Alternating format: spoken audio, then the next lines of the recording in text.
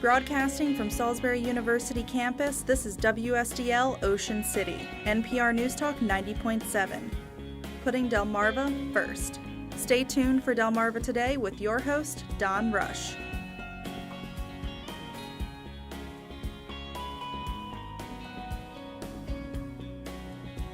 There are more acts coming to Salisbury for the National Folk Festival this fall. Welcome to Delmarva Today. This is Don Rush.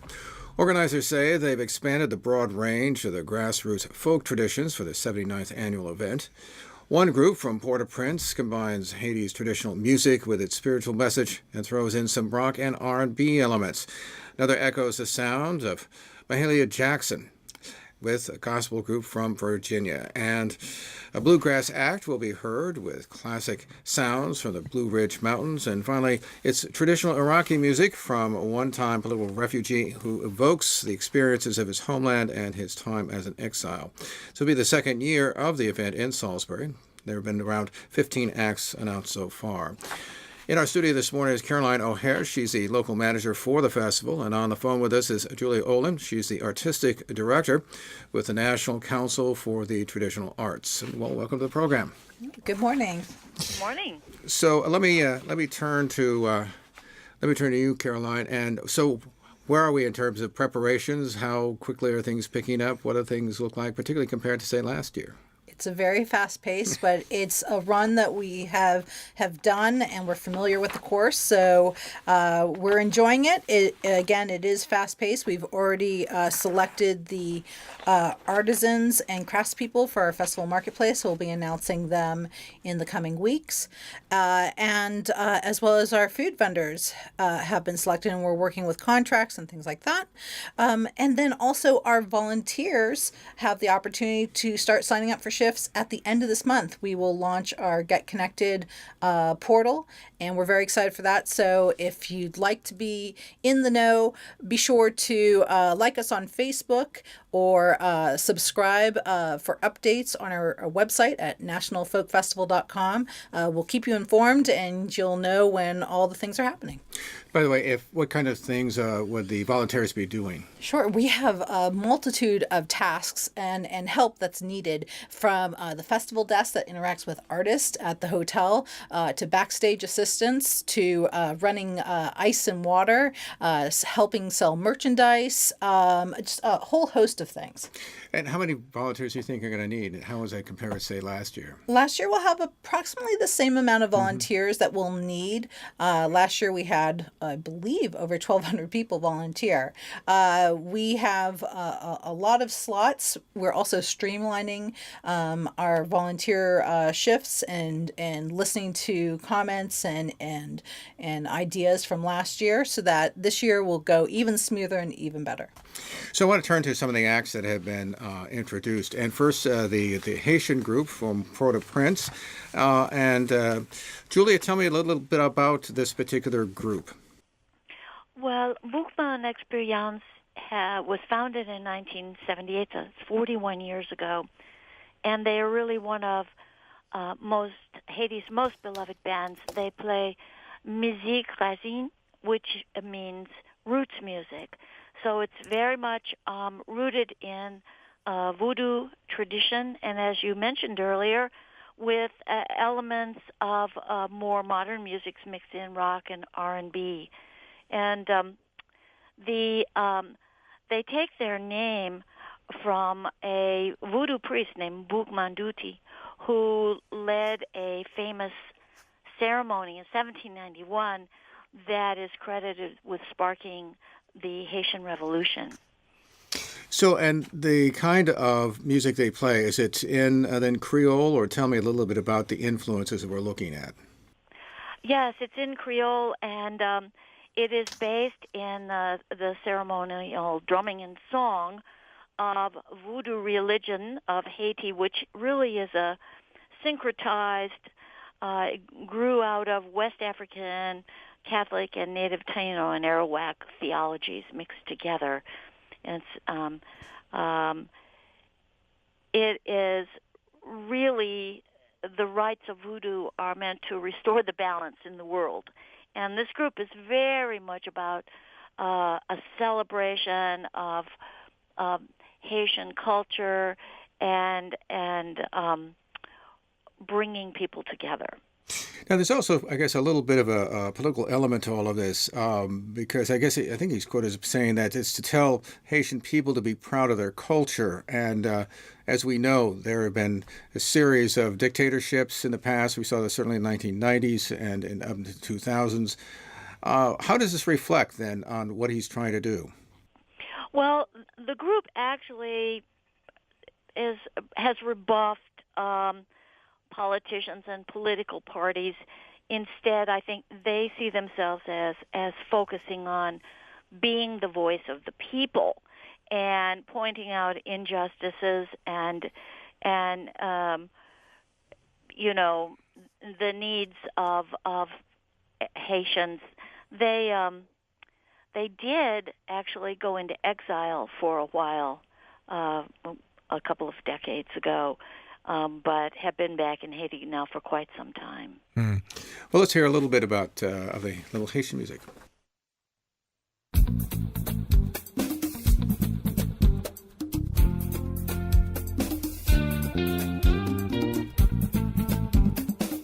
Messieurs, dames, appréciez la vie. Pas quitter l'argent, prendre nos pièges. Oh, messieurs, dames, respectez pays.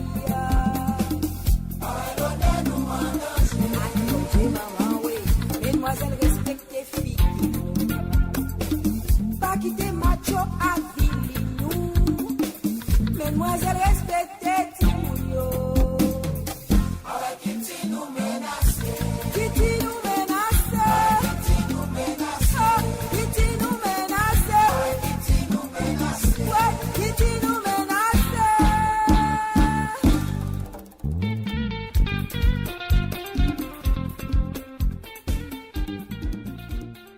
Indeed, you can hear a bit of the rock and a little bit of electric guitar there. Yeah. Let me just turn to, go ahead. There's one thing else that I wanted to mention about this group is we were very intent on including Haitian artists this year because I don't know if listeners are aware that there are 60,000 people of Haitian descent in Delmarva alone. So we have a large Haitian population, and I think it was at one point at least a radio station of some kind. Mm-hmm. So yes, there are a serious presence that you see, often, particularly over the immigration issue as well. We see them participating in a lot of that. I want to turn to Iraq and the music out of that, and in particular kind of instruments. Tell me a little bit about this tradition, which I guess stretches back to about 5,000 years. Yes, this is a musical tradition born in really the heart of Mesopotamia, and it centers on the oud, which is a fretless, short-necked Arabian lute that's central to Iraqi music, but also central to the whole Persian culture zone. It's an ancestor of the lute family of today, which includes the guitar. And what does it? What can you describe it a little? Because I understand it's fretless. What kind of sound does it give? Do you think? It has a very kind of not quite like a banjo, but a kind of that woody kind of mellow sound. It's a beautiful instrument, and Rahim Al-Hajj is a true master of this tradition, whose personal story is really quite fascinating. By the way, and I understand it has a slightly different tonal set of tones and so on in terms of compared to West. So in Western music, we have whole and half tones. So together there are 12 semitones.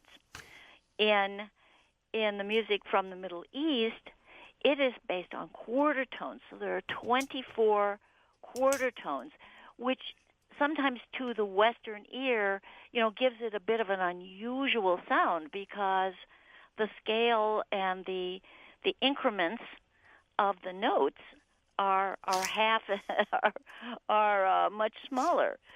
So, and the music is divided or presented in a series of maqamat or modes, and each maqam is a particular scale and a particular melodic formula. And there are many, many of these, and they're even associated with certain moods or seasons, and then the performer, the player, will improvise upon these modes, and it is the ability to expand and improvise on these modes that is how you judge a master. I understand that Rahim himself obviously gets a little into politics in the sense that he was in Iraq, not to the liking of Saddam Hussein. Tell me a little bit about his history there. Well, I mean, he was essentially a child prodigy who studied with legendary masters and was recognized as one of the world's foremost oudists before he ever left Iraq. But his political activities were not appreciated by Saddam's repressive regime. They put him in prison twice. He was tortured and he was beaten. And during the Gulf War, his mother sold almost everything she had to get him false documents, to get him out of the country, because it was rumored that there was going to be an assassination attempt. Now, he also, I guess one of his key compositions is Why, which is about the Iran-Iraq War. Most of us, it sort of disappears from our radar screen, but it lasted some 8 years. It took a terrible toll, particularly in terms of the Iranians who were gassed by Saddam Hussein. Tell me a little bit about this composition and who he dedicated it to. Well, the composition, which he entitled Why, is based on a poem by a longtime friend of his who lost his legs in the Iran-Iraq War. And it did become rather an anthem for the resistance movement. Now, he also has someone he plays with who is Iranian, ironically enough. Tell me a little bit about that fusion of those two people. Yeah, Serena Safati, plays the santur, which is a Persian hammered dulcimer. And he is a celebrated artist in his own right. And they have recently, Rahim became a U.S. citizen. He emigrated and was granted political asylum in 2000, became a citizen in 2008. And Serena Safati is also living and teaching in the U.S. Since 2014. They recently, last year, released a recording called One Sky, and it was a reflection on the coming together of two nations who were previously sworn enemies. And the thrust of Rahim's music is that we should open our hearts to one another and to create more beauty together rather than destruction. And this collaboration is very much expressive of that. Well, let's hear a little bit of their music.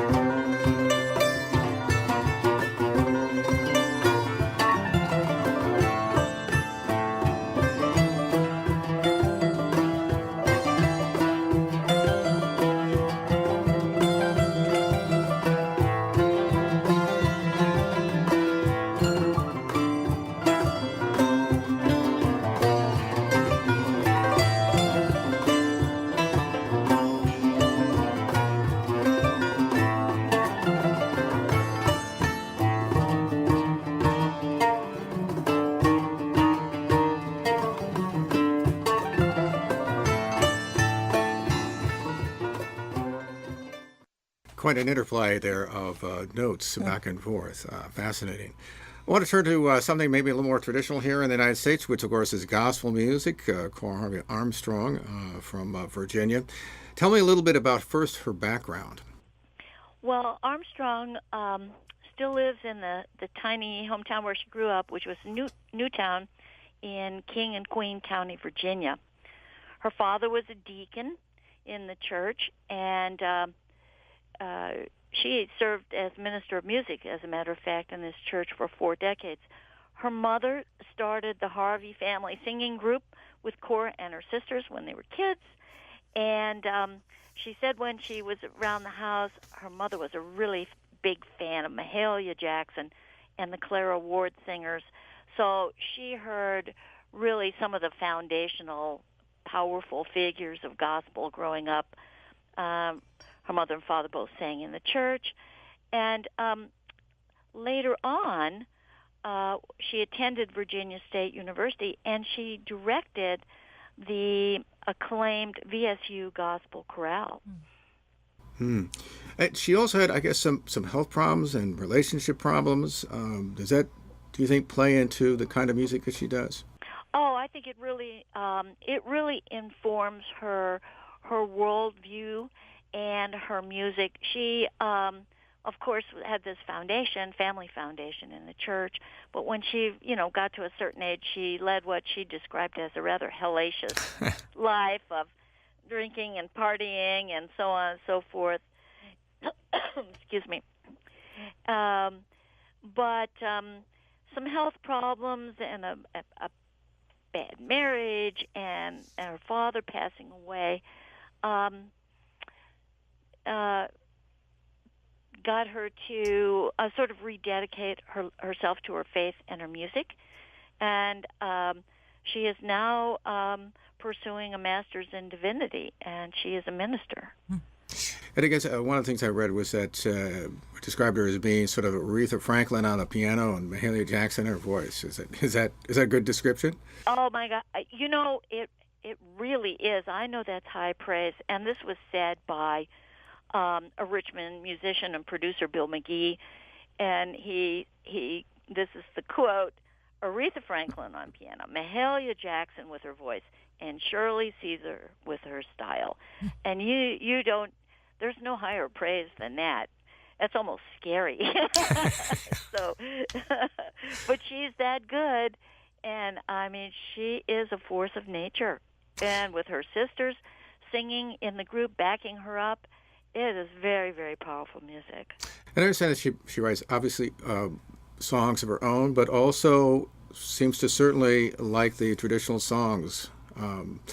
Amazing Grace, for one. She does. I mean, she feels that they really connect with people. And many of the artists that we present at festivals do compose, but what is notable about the way they compose is they compose within the tradition. It's a seamless addition to tradition as opposed to something really, really different. Let's hear a little bit of it, Cora Harvey Armstrong, since we've given such a strong endorsement.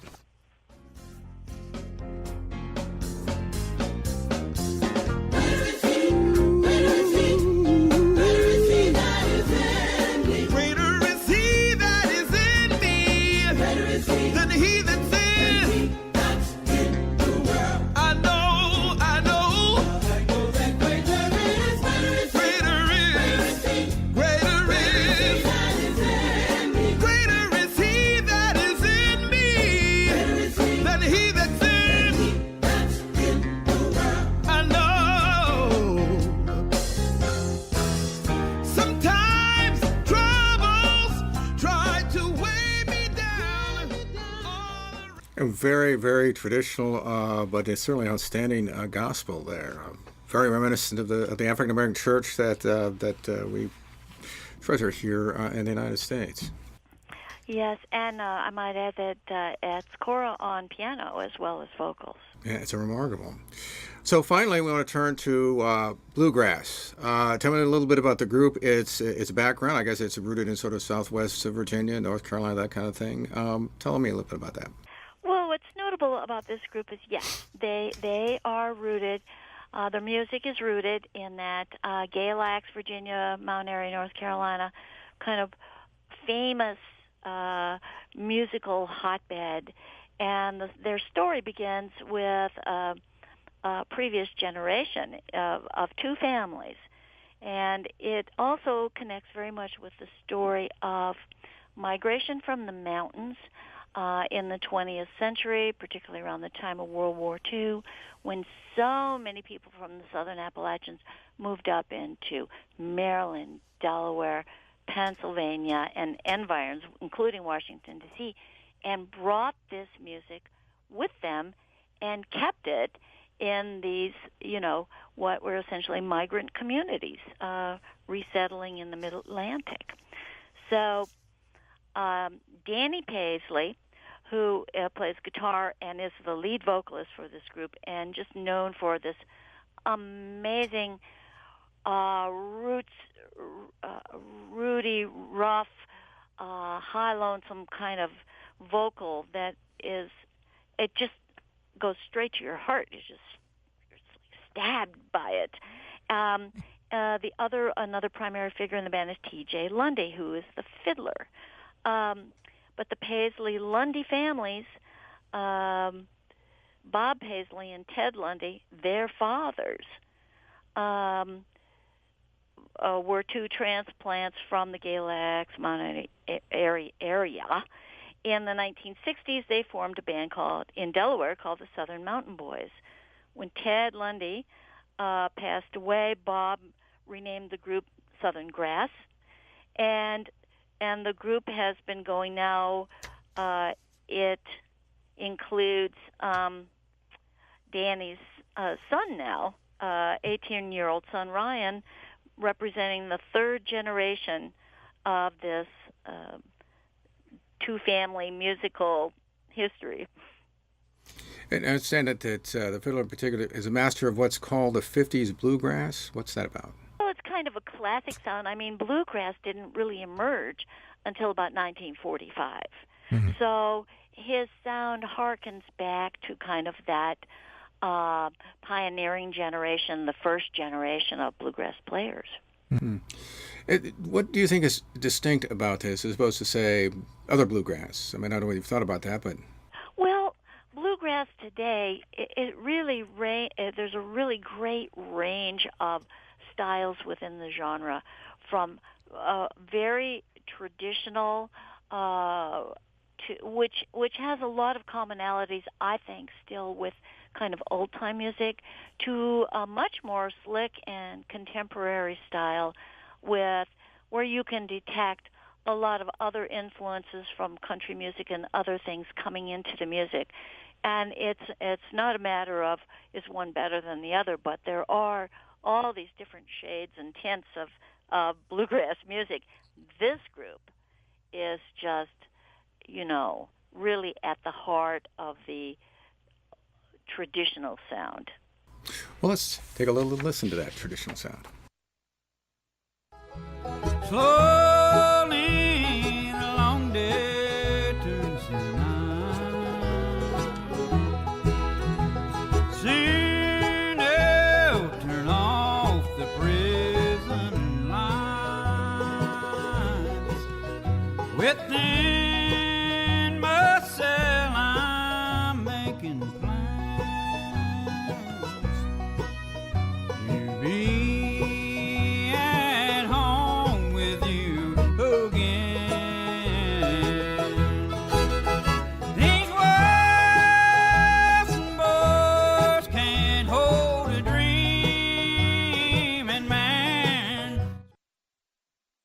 And, it's what strikes me is that there's this real kind of connection I can see between, on the one hand, this very country kind of music with obviously other genres emerging, including blues. I mean, you can almost hear them being entangled, I think, in a song like this.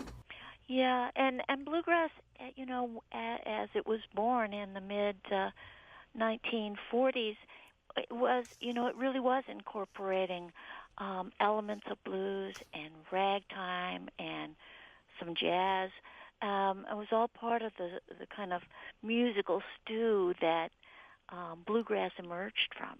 as well as, of course, old-time string band music. Right. I mean, I guess, and also, I guess, I mean, even it really sort of coming out of the 1930s with the Great Depression. Obviously, we're in the midst of the Second World War, but certainly the Great Depression took a very big toll on that area.